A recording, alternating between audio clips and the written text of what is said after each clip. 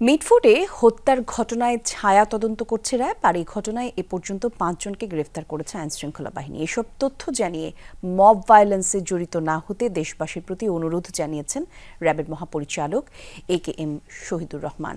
দুপুরে কারওয়ান বাজার RAB media সেন্টারে এক ব্রিফিংয়ে এসব কথা বলেন তিনি। বলেন, মিটফোর্ডের ঘটনাটি ছায়া তদন্তের মাধ্যমে ডিএমপিকে সহায়তা করবে র্যাব। জড়িত সবাইকে দ্রুত আইনের আওতায় আনা যাবে। ছিনতাই, চাঁদাবাজির মতো অপরাধ নিয়ন্ত্রণে র্যাব মাঠে আছে বলেও আশ্বস্ত করেছেন তিনি। ওই হত্যাকাণ্ডের সঙ্গে সরাসরি সম্পৃক্ত 2 জনকে আমরা গ্রেপ্তার করি। তারা হলো একজন লম্বা মনির আর একজন হলো আলমগীর। এই অভিযান আমাদের চলমান আছে।